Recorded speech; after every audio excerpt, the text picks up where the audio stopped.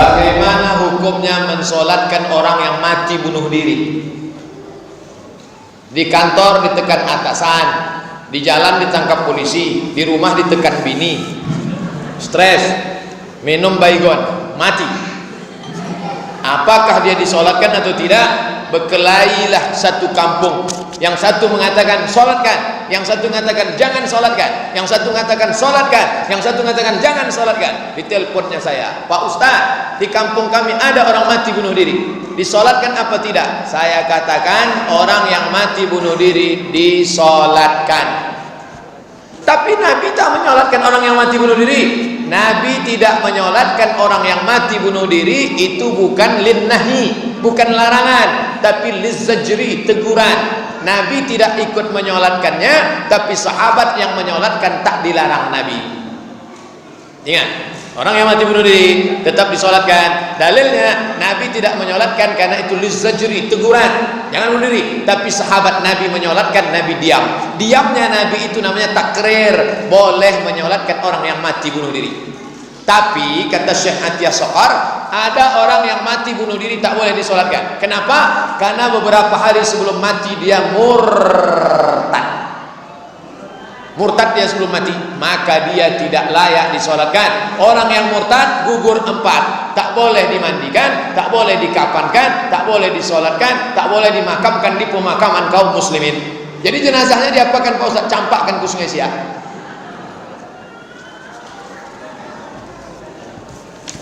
Pak Ustaz, bagaimana hukumnya bersalaman dengan yang bukan muhrim? Orang yang pakaian ihram namanya muhrim. Orang pakai ihram itu muhrim.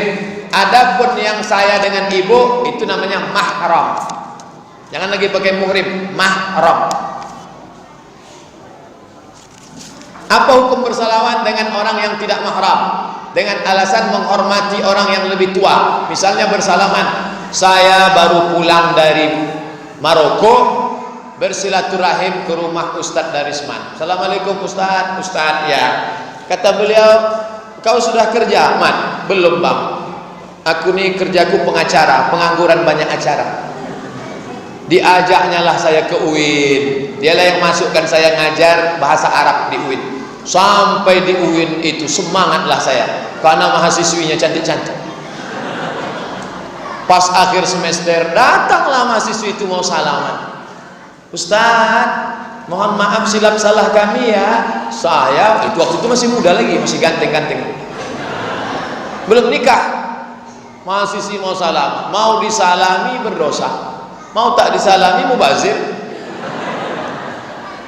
Li ayyut'ina ala ra'si ahadikum, ditusukkan paku ke kepala kamu, paku dari api neraka ditusukkan ke kepala kamu, lebih baik, ke tapak tangan kamu lebih baik daripada engkau salami perempuan yang tak mahram. Kita ngajar hadis, ngajar bahasa Arab, akhirnya dia sudah ngulurkan tangan, saya gini kan.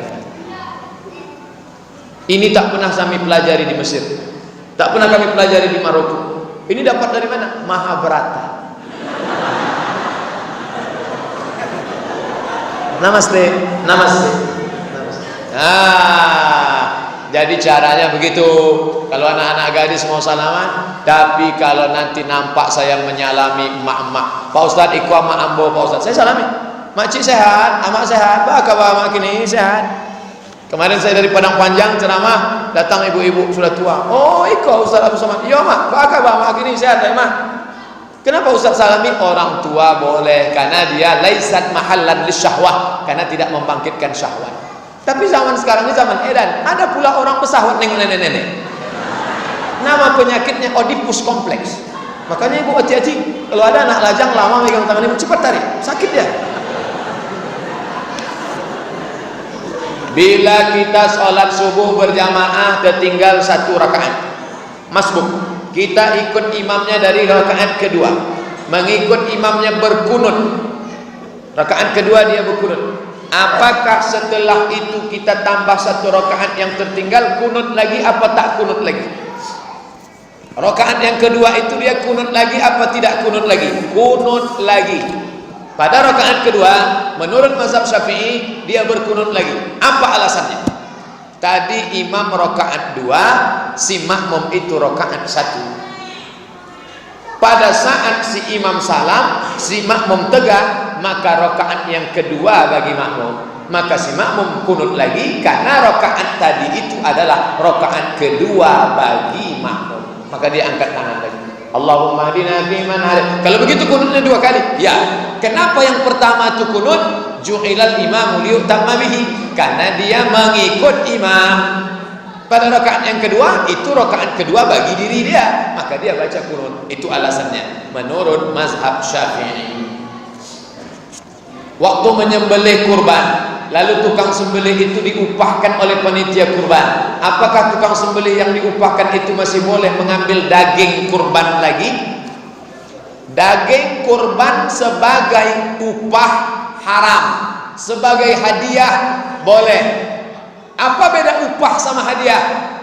Hadiah dapat alhamdulillah, tak dapat tak masalah. Tapi kalau upah wajib dapat. Kalau tak dapat naik pisau tukate.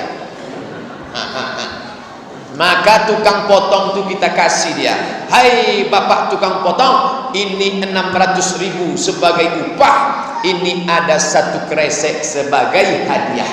Maka daging yang dikasih itu sebagai hadiah. Adapun sebagai upah haram. Bedakan upah dengan hadiah.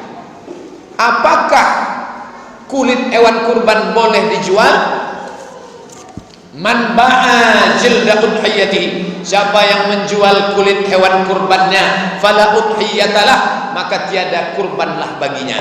Lalu kulitnya itu apa? Natasaddaqu biha, kata Ali bin Abi Thalib. Waktu Nabi menyuruh saya menyembelih kurban Nabi, kulitnya kami sedekahkan. Maka kulit ada berapa lembar? 5 lembar. Panggil fakir miskin. Fakir miskin, sini. Ya, mau kulit? Ambil. Kata fakir miskin, jijik, banyak darah, bau, enggaklah. Akhirnya dia pergi. Kemana kulit? Saya boleh menjualkan kulit. Kebetulan saya punya kenalan, www.jange.com. Assalamualaikum Pak Jange. Yo, apa kabar? Lama ndak bersua, hampir setahun. Ya Pak Ustaz, korban tahun petang. Iku ada 5 lembar, tolong ambil ke masjid kami. Datanglah Pak Jange. Berapa 5 lembar? 500.000. Setelah jadi duit 500, saya panggil balik fakir miskin. Fakir miskin, sini. Mau kulit? Duit mau? Mau. Nah, ini duit 500. Ambil semua. Begitulah cara pengelolaan kulit yang betul. Yang sudah lewat apa boleh buat, akan datang kita perbaiki. Saya ikut koperasi dan selalu membayar iuran. Saat ini saya sedang meminjam di koperasi itu. Bagaimana hukumnya Pak Ustaz? Riba. Pinjam 1 juta bayar 1.100.000, riba. Pinjam 100 bayar 110, riba. Orang yang riba, 5 ancaman bagi riba. Pertama, alladzina yaquluna riba la yaqumuna illa kama yaqumu alladzi yatakhabbathu syaitanun mas. Orang yang makan riba nanti bangkit dari kubur macam bangkitnya orang yang kerasukan setan. Kata orang Jawa, kesambet. Nanti kalau kita bangkit dari kubur nampak ada di samping kita orang kesambet, itu makan riba dulu. Cuman khawatirnya kita tengok kiri kanan tak ada kesambet, kita pula kesambet. Yang kedua, ayyuma lahmin, makan riba, dimakan, yummy, masuk ke dalam badan. Ayyuma lahmin nabata min aramin, setiap darah daging di badan dari riba, fannaru aula bih, tempatnya api neraka. 3, duit riba tadi dikumpul, riba, dibawa haji ke Makkah. Labbaik Allahumma labbaik, labbaik la syarika lak labbaik. Apa kata malaikat? La labbaik wala sa'daik. Kau tak dapat balasan, zaduka haram, karena kau berangkat dengan uang haram. 4, dipakai duit riba tadi sedekah bagi fakir miskin. Innallaha thayyibun, Allah maha baik, la yaqbalu illa thayyiban. Allah tak menerima kecuali yang baik-baik saja. Duit riba dimakan, masuk ke dalam badan, menjadi darah daging, naik ke otak. Otak yang makan riba pikirannya kotor. Nauzubillah. Bila kita mendapat rezeki, mana yang didulukan? Bayar utang atau beli hal yang diinginkan?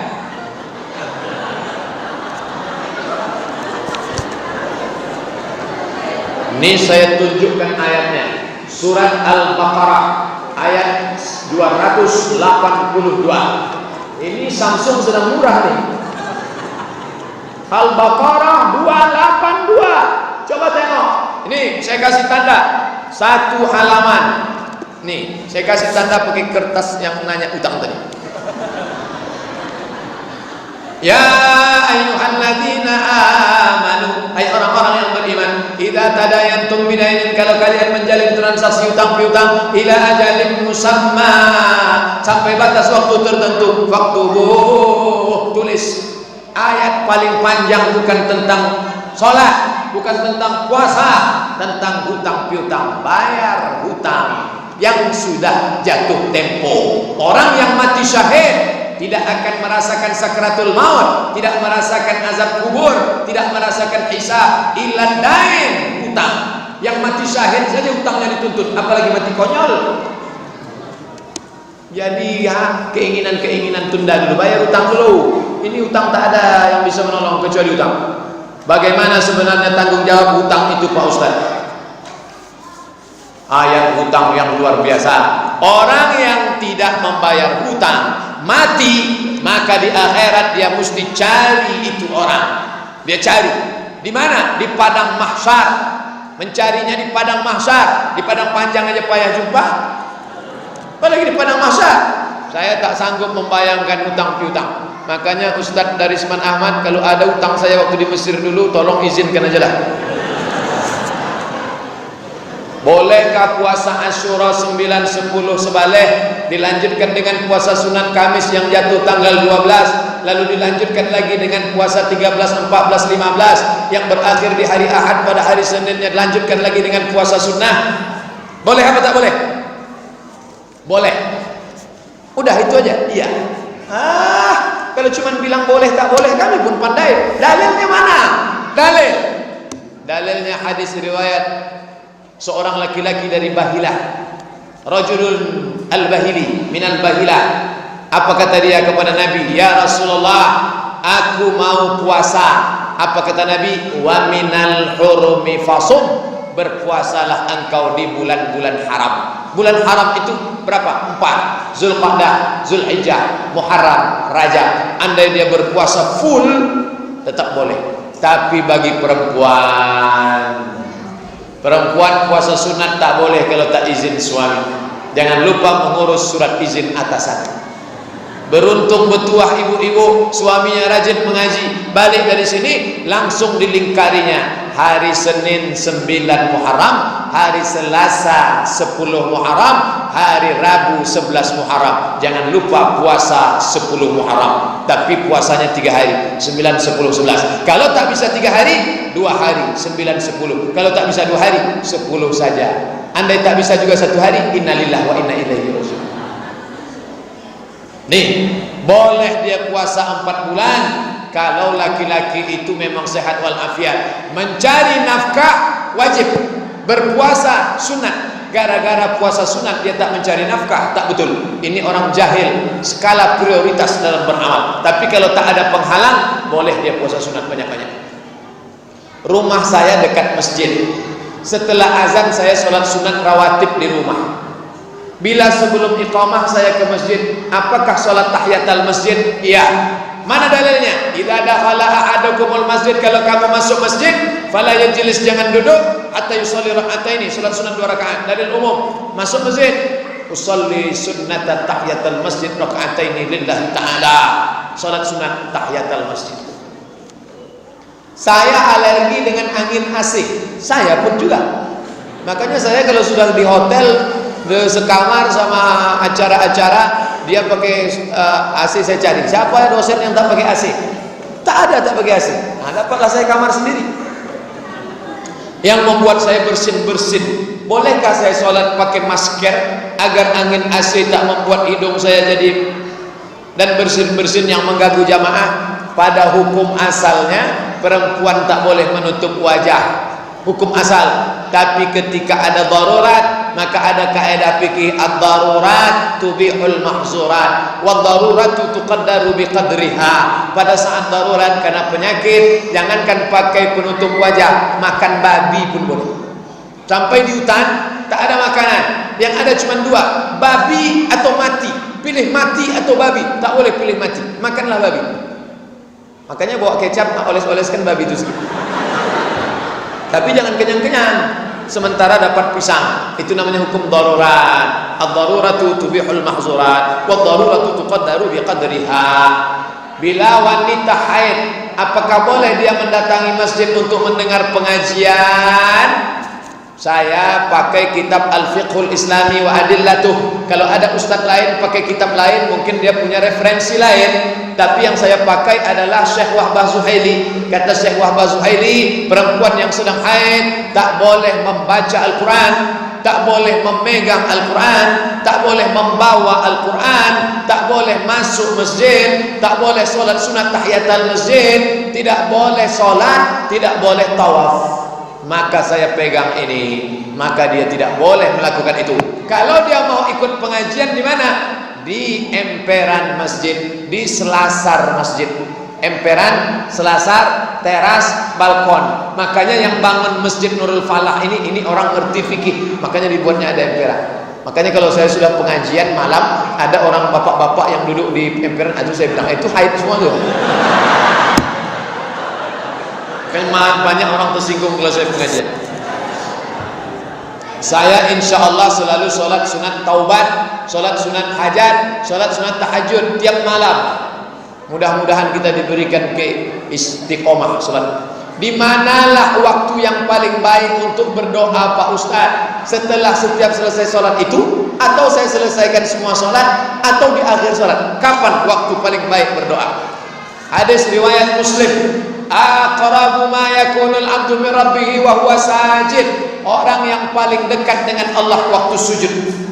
Fa'aksiru fihi du'a. Sujud terakhir salat hajat, sujud terakhir salat tahajud, sujud terakhir salat witir, mintalah sebanyak-banyaknya di ujung itu. Tapi tidak boleh pakai bahasa Indonesia. Kalau diucapkan di mulut batal salat. Ambo kiniko batal langsung. Maka dalam hati saja.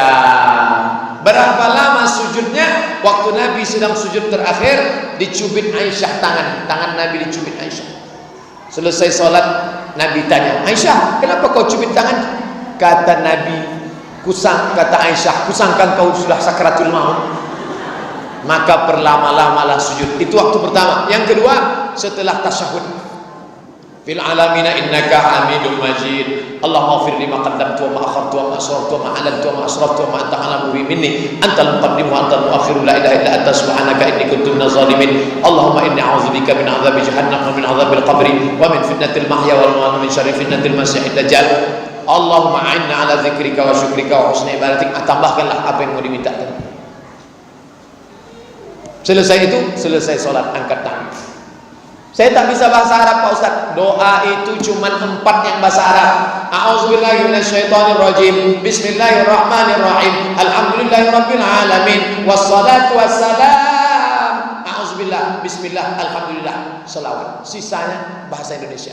Anakku sedang sekolah di Yogyakarta, ya Allah, jauhkan dia dari Syiah, jauhkan dari kelompok sesat, jauhkan dari aliran kebatinan. Jangan sampai dia ikut Ki Gendeng Pamungkas di Joko Bodo. Jangan sampai dia ikut penggandaan uang. Jangan sampai dia kena narkoba. Cepatlah dia selesai S1, nilai IP-nya 4. Pulang ke Pekanbaru bisa dia jadi PNS, honorer, minta apa-apa, tapi jangan lama-lama. Saya tak bisa doa kalau pakai bahasa Indonesia Pak Ustaz. Bahasa awak nan rancaknya iko banyak banan akan dimintakan anan pa tamu alun balaki anak kan bu alun babinin an katigo bacara pulau. Iki wis perang-perang dino pojok erong teko piye iki wis ngalor ngidul ngetan ya Allah. Bagaimana cara menasehati dan mengajak anak sholat? Karena anak saya tak mau sholat sama sekali, bahkan sholat Jumat pun tak mau Pak Ustaz. Muru auladakum bis shalah, suruh anak kamu salat wahum abna'u sab'a, 7 tahun suruh.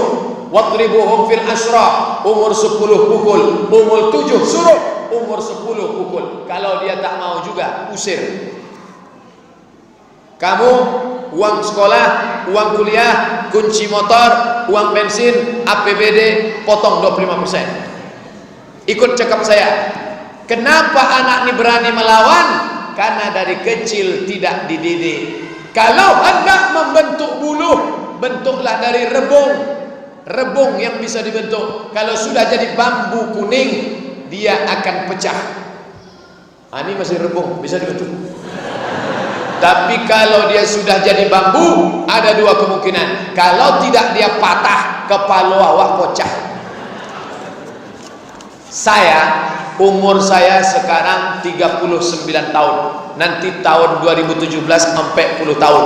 Tapi dengan emak saya masih takut. Kalau emak saya manggil, "Mat, sini." Emak saya tak manggil ustaz, manggil nama aja. "Mat, sini dulu." "Waang jangan duzina." "Aku nih ustaz nih, Mak." Ustaz pun banyak setannya. Sampai hari ini mak saya main panggil, "Sini."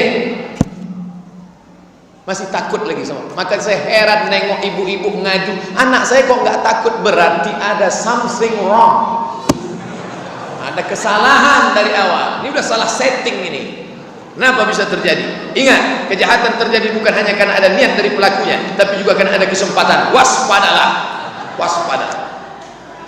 Bagaimana Pak Ustaz kalau suami saya rajin sholat tapi tak pernah baca Quran?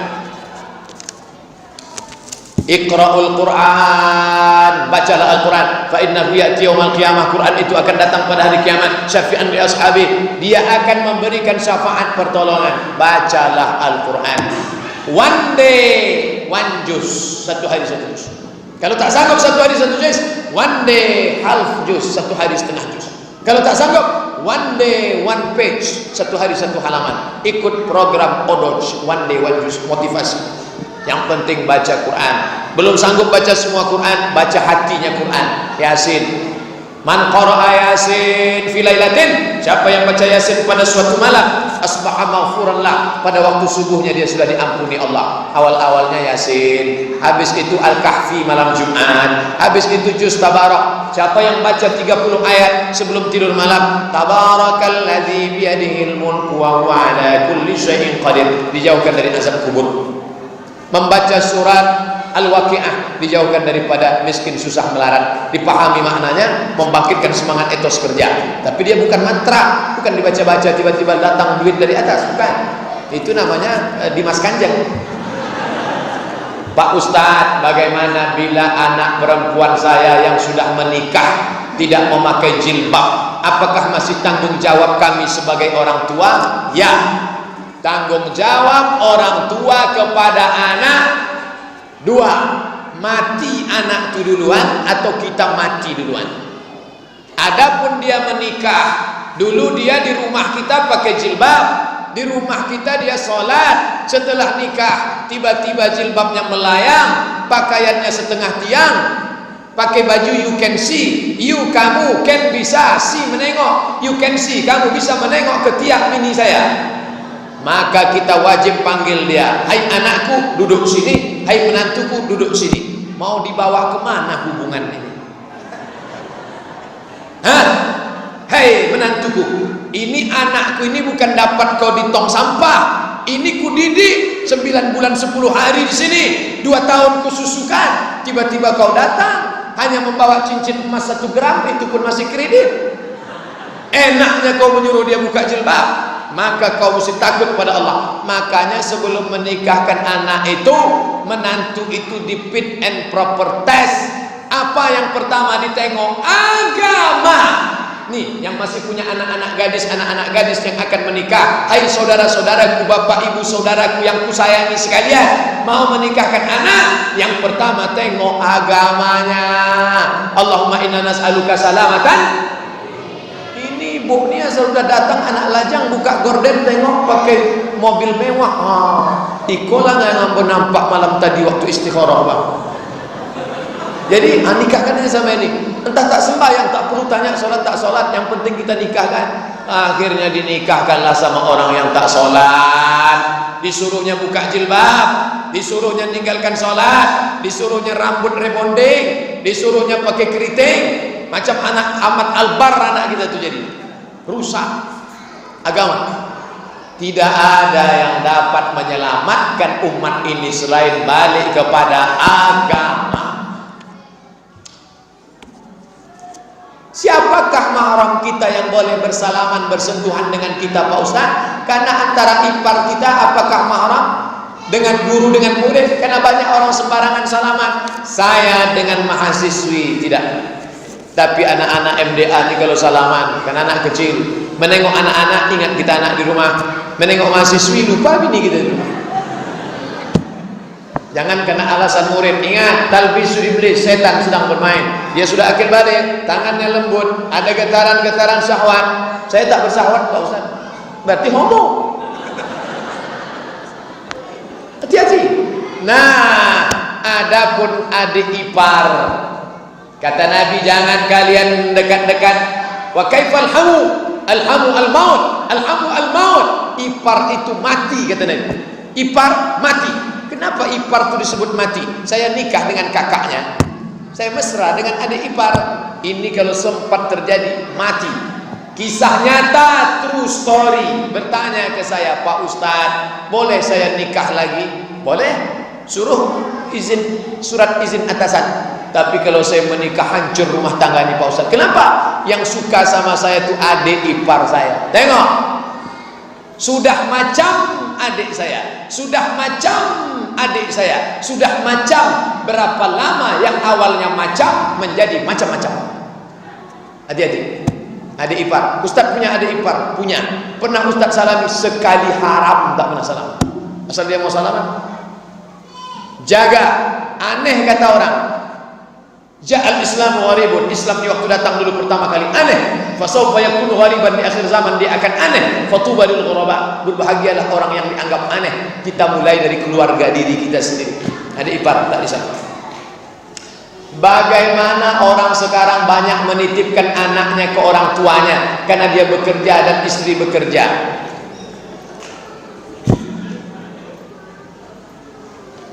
Berapa kali emak saya tidak puasa karena menghamilkan saya dulu.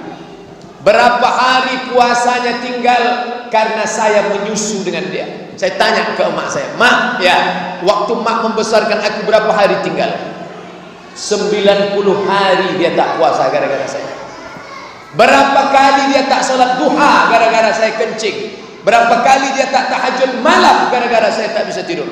Di hari tuanya ini saya tak pernah menitipkan anak saya sekalipun. Mak, mau ke masjid mana ku antar iktikaf, mau ikut pengajian di masjid mana ku bawa. Nanti malam mau saya bawa ke Masjid An-Nur menengok pembukaan MTQ. Aku ingin di hari tuamu ini, aku tak kaya, tak bisa aku belikan kau istana rumah mewah, paling tidak menyenangkan hati orang tua, jadilah. Tak bisa aku belikan kau gelang emas yang besar, karena aku pun susah, tapi jangan menyusahkan orang tua. Menitipkan anak kepada orang tua, dua efeknya. Pertama, menyusahkan orang tua. Nenek tak pernah menolak cucu. Tak pernah mak kita itu menolak. Kalau saya titipkan, "Mak, jaga anakku sebentar," tak akan pernah dia menolak. Tapi ingat, kita sudah merusak hari tuanya. "Mak, baca Quran sajalah. Mak, mau pergi umrah kasih duit, tapi untuk ini tak usahlah." Nah, ini tentang masalah orang tua. Yang kedua, efeknya anak-anak yang dibesarkan oleh nenek mengalami kekacauan otak. Ini yang ngomong dokter di Masjid An-Nur seminggu yang lalu. Kenapa? Karena nenek itu terlampau sayang. Sebelum dia pakai celana sudah dipakaikan, sebelum dia mau minum sudah dituangkan. Maka dia mengalami kekacauan otak gara-gara dibesarkan oleh nenek, karena dimanja-manja. Kebanyakan cucu-cucu yang kacau itu salah satu sebabnya adalah karena dimanja oleh nenek. Hati-hati. Salat jamaah di waktu asar, mana yang didulukan Pak Ustaz? Zuhur dulu atau asar dulu? Kalau jamak takdim, wajib zuhur dulu. Tapi kalau jamak takhir, tidak disyaratkan mualat. Mualat itu berurutan, tidak mesti zuhur dulu. Kalau ada yang melaksanakan zuhur dulu, dia menjaga urutan. Zuhur baru asar. Kalau ada yang melaksanakan asar dulu, dia melaksanakan asar karena menghormati waktunya waktu asar. Tidak disyaratkan mualat. Boleh zuhur dulu baru asar, boleh asar dulu baru zuhur. Tapi kalau saya musafir sampai ke Minas, Kandis, sampai di Kandis ada sholat asar, maka saya sholat asar dengan imam. Setelah asar baru saya sholat zuhur. Begitu tentang masalah. Begitu dalam kitab Al-Fiqhul Islami wa Adillatuh, Syekh Wahbah Az-Zuhaili. Bagaimana hukumnya membaca doa kunut dalam sholat subuh? Hanafi, Maliki, Syafi'i, Hambali. Yang tidak berkunut itu mudah ingatnya, yang paling tua dengan yang paling kecil. Nah, jadi lampang metal pula.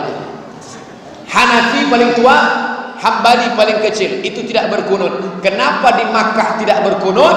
Karena di Makkah itu orang Makkah Madinah mazhabnya Hambali. Itu sebabnya kenapa Makkah Madinah tak berkunut. Tapi Syafi'i dan Maliki berkunut. Saya 2 tahun di Maroko, Maroko itu pakai kunut subuh. Sama macam di Indonesia pakai kunut subuh. Nah, maka bagi imam tinggal memilih apakah Hanafi, Hambali atau Syafi'i, Maliki. Saya condong berkunut. Saya kalau sholat di masjid saya berkunut. Tapi saya tidak menyalahkan orang yang tak berkunut selama tak keluar 4 mazhab. Sekarang yang jadi masalah kalau kita jadi makmum, ini imam. Datang orang bertanya kepada Imam Hambali, "Hai Imam Hambali, ya, saya ikut kamu tak berkunut subuh." "Mantap, kamu tak berkunut?" "Iya, sama macam saya." "Bagaimana kalau saya sholat subuh ternyata imam saya bermazhab Syafi'i, imamnya berkunut, apa sikap saya?" Kata Imam Hambali, "Kalau imammu berkunut, angkat tanganmu, ucapkan amin. Allahumma hdina fi man hadait, amin. Wa afina fi man afait, amin. Wa tawallana fi man tawallait, amin. Wa barik lana fi ma a'tait, amin. Wa qina bi rahmatika syarra ma qadait, amin." Sisanya tak diaminkan karena sisanya itu bukan doa, itu namanya sana, pujian. Fa innaka taqdi wa la yuqda 'alaik wa innahu la yadhillu man walayt wa la yu'izzu man adait, tabarakta rabbana wa ta'ala falakal hamdu 'ala ma qadait, nastaghfiruka wa natubu ilaik. Wa sallallahu ala sayyidina Muhammadin nabiyil ummi wa ala alihi wa sahbihi wa baraka wa sallam. Allahu akbar. Jangan dilawan imam. Jadi bukan baru sekarang banyak orang melawan imam. Imam baca kunut dia tahu Allahumma hdina fi man hadait, enggak mau. Benar ada hadis yang menyatakan orang berdoa dan berzikir bersama setelah sholat berjamaah adalah bid'ah. Bid'ah tempatnya adalah neraka jika tidak dibuat Nabi bid'ah. Orang yang suka membid'ah dia pakai 5 jari saja. Jika tidak dibuat Nabi bid'ah. Orang belajar di Mesir 4 tahun, di Yordania 2 tahun, di Mesir 4 tahun, di Maroko 2 tahun, di Madinah 13 tahun. Dia enggak, dia cukup pakai 5 jari aja. Jika tidak dibuat Nabi bid'ah. 1 Muharram bid'ah. Dolalah fitnah. Tak sesederhana itu, bro. Makanya ente ngaji. Ini ngaji tak mau.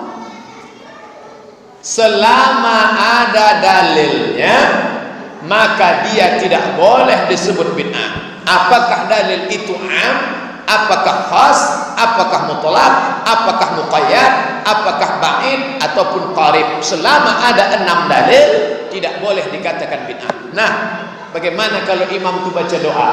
Allahumma inna nas'aluka salamatan fid din, amin. Ada tak dalilnya? La yajtami malaun, sekelompok orang berkumpul.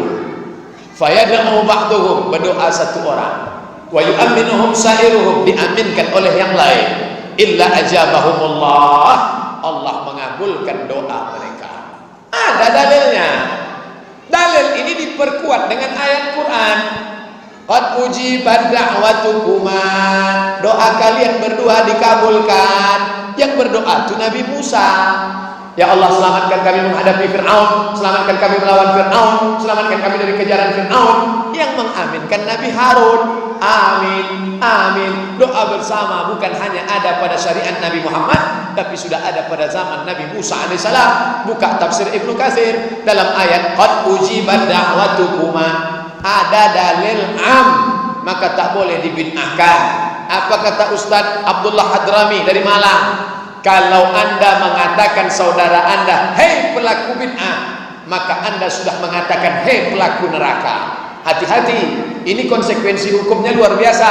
Selama ada dalil, maka tak boleh dibid'ahkan orang lain.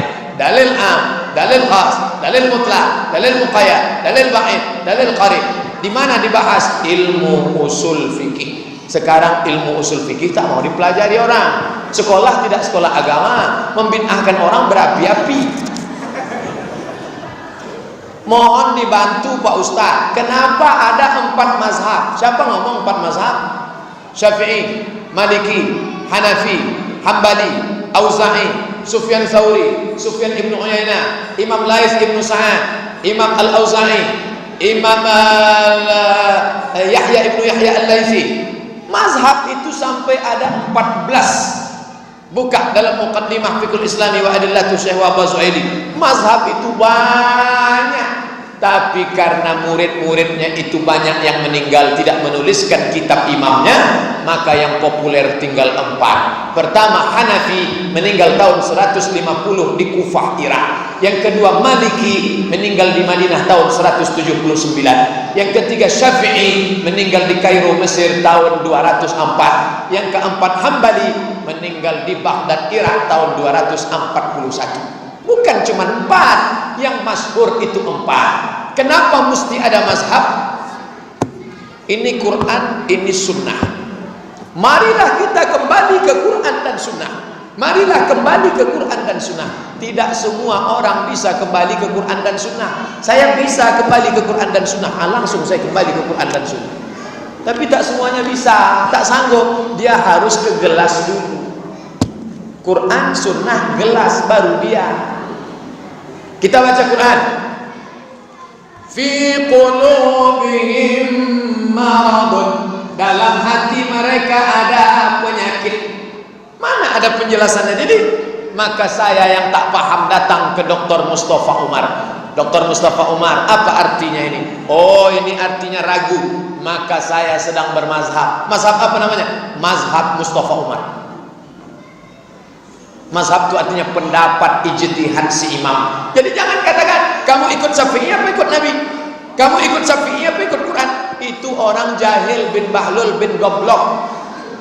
Imam Syafi'i itu hafal Quran, Imam Syafi'i itu hafal hadis, Imam Syafi'i itu gelarnya Nasirus Sunnah. Quran, hadis, ijma', qiyas. 10. Quran, hadis, ijma', qiyas, syar'u man qablana, qaulus sahabi, istihsan, istishab, urf, saddu zara'i. 10 di kepala Imam Syafi'i. Baru bisa dia mengeluarkan satu hukum. Belajar baik-baik. Tinggal 2 kertas lagi. Bapak Ibu sabar. Apa hukum mengadakan wirid Yasin? Karena ada sebagian orang mengatakan bid'ah. Kalau ada orang mengatakan bid'ah, bid'ahnya di mana? Baca Yasin bid'ah. Yasin itu Quran apa tak Quran? Kecuali ada namanya wirid membaca Matius, Markus, Yunas, Yohanes, baru bid'ah. Yasin itu ada dalam Quran. Kenapa Yasin dan dibaca? Karena setiap surat-surat itu ada keutamaannya. Man qara'a surat al-kahfi lailatal yaumal jumu'ah. Siapa yang baca surat al-kahfi malam Jumat, adha'allahu lahu min nur, diberikan Allah dia cahaya ma bainal jumu'ataini. Ada keutamaannya. Dibaca Yasin kan ada keutamaan Yasin. Oh, bid'ah kalau dibaca bersama-sama. Dibaca bersama-sama itu kata Imam Ibnu Taimiyah.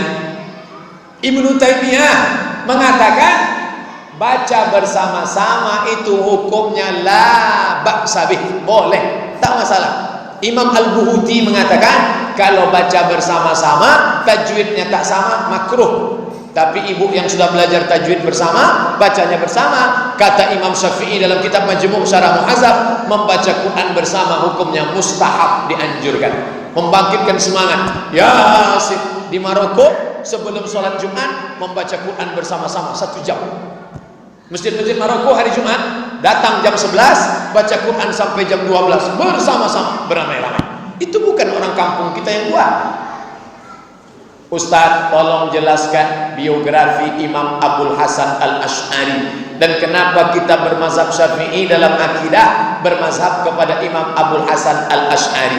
Imam Abul Hasan Al-Asy'ari itu awalnya golongan Mu'tazilah. Setelah 40 tahun dia buka jubahnya, dia lepaskan, dia campakkan. Sebagaimana aku mencampakkan jubahku ini, begitulah aku keluar dari Mu'tazilah. Sekarang aku menjadi Ahlus Sunnah wal Jamaah. Membaca ayat Quran tak bisa dipahami secara tekstual. Ar-Rahmanu 'alal arsy istawa. Allah duduk di atas kursi. Macam mana Allah duduk di atas kursi? Kalau Allah duduk di atas kursi, berarti kursinya di bawah. Kalau Allah duduk di atas kursi, berarti Allah mengambil tempat. Kalau Allah mengambil tempat, berarti Allah bukan Tuhan. Karena bertentangan dengan dua ayat. Laisa kamitslihi syai'un wa huwas samiul basir. Maka dari dulu sudah disepakati Ahlus Sunnah wal Jamaah itu adalah Asy'ari dan Al-Maturidi. Hanya saja kalau mazhabnya Hanafi, akidahnya condong Maturidi. Turki, India, Pakistan, Bangladesh itu dalam masalah fikihnya Hanafi, dalam masalah akidahnya Maturidi. Sedangkan Indonesia, Brunei Darussalam, Malaysia, Yaman, Thailand, Patani Selatan, dalam fikihnya Syafi'i, dalam akidahnya Asy'ari. Dia sudah sepaket tiga, dalam fikih Syafi'i, dalam akidah Asy'ari, dalam tasawuf Junaid al-Baghdadi dan Abu Hamid al-Ghazali. Ini tiga paket, tiga serangkai yang tak terpisahkan. Apakah doa di saat sujud dengan bahasa Indonesia diawali dengan ta'awuz bismillah, alhamdulillah, salawat? Tidak. Waktu sujud itu kalau ada dia pakai a'udzubillahi minasyaitonirrajim, bismillahirrahmanirrahim, alhamdulillahirabbil alamin, wassalatu wassalam, boleh. Karena membaca bacaan di dalam sujud itu boleh. Tapi andai dia tidak baca ta'awuz, tidak baca bismillah, tidak baca alhamdulillah, tidak salawat, langsung sudah. Kenapa? Karena semua itu sudah terbaca di awal sholat. Alhamdulillahirabbil alamin. A'udzubillahnya di awal. A'udzubillahi minasyaitonirrajim. Bismillahirrahmanirrahim. Alhamdulillahirabbil alamin. Salawatnya at-tahiyatul mubarakatuh salawatut thayyibatullah. Salawat. Andai tidak, maka sudah tercover dengan itu. Maka waktu sujud itu tinggal doanya saja. Kertas terakhir. Bolehkah sholat memakai mukena yang bergambar binatang? Nah, jangan pakai gambar kucing, gambar kelinci, gambar Barbie. Gambar daun, gambar bunga boleh. Bunga pun jangan besar-besar. Buatlah bunga besar. Orang di belakang menengok. Di mana lah di bordirnya ini? Ada berapa bunga teh ayam sih? Pokoknya yang bagus, yang polos-polos saja. Tapi yang bunga tak salah. Makanya keliling ini bunga-bunga. Coba tengok bunga semua. Hebat. Paling banyak pintu dikasih bunga Masjid Nurul Falah. Bunga. Binatang tak boleh. Kepala harimau, kepala binatang yang bernyawa tak boleh. Apa hukumnya menolong orang tua yang berbeda agama dengan kita? Orang tua non muslim. Boleh. Mana dalilnya? Enak aja Ustaz ngomong. Boleh. Asma binti Abi Bakar datang menghadap Nabi. Ya Rasulullah, ummi qadimat wa hiya raghibatun. Emak saya non muslim. Emak Asma itu non muslim, mau jumpa sama Asma karena sudah rindu. Asma takut berjumpa dengan emaknya. Lalu dia nanya ke Nabi, afa asiluha, bolehkah ku sambung silaturahim dengan emakku? Kata Nabi, siliha, silakan sambung. Afa utiha, boleh ku kasih dia hadiah, ku belikan baju, ku kasih duit? Kata Nabi, i'tiha, boleh. Ibu, bapak, mu'allaf punya emak non muslim, boleh. Saya kasih baju, boleh. Saya belikan kamput, jangan.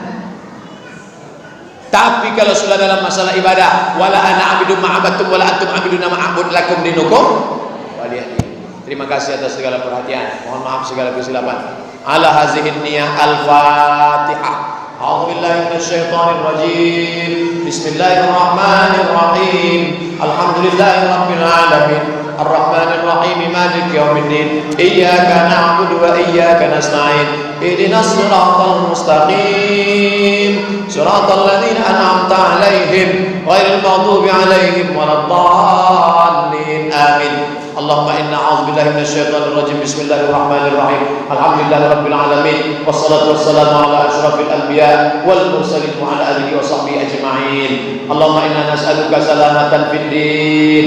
Berikan kami keselamatan dalam agama ya Allah. wa afiatan fil jasad, sehatkan badan kami ya Allah, wa ziyadatan fil ilmi, tambahkan ilmu kami ya Allah, wa barakatan fil rizqi, berikan berkah pada rezeki kami ya Allah, wa taubatan qablal maut, berikan kami taubat sebelum mati, wa rahmatan indal maut, curahkan rahmat ketika kami mati, wa maghfiratan ba'dal maut, berikan ampunan kepada kami sesudah kami mati. Allahumma hawwin alaina fi sakaratil maut, ringankan kami waktu melewati sakaratul maut ya Allah, wan najata minan nar, selamat dari api neraka, wal afwa indal hisab, selamatkan maafkan kami ketika amal kami dihisab. Rabbana ighfir lana dzunubana wa liwalidayna, ampunkan kami, ampunkan dosa kedua orang tua kami, wa li azwajina, pasangan hidup kami, wa li masyayikhina,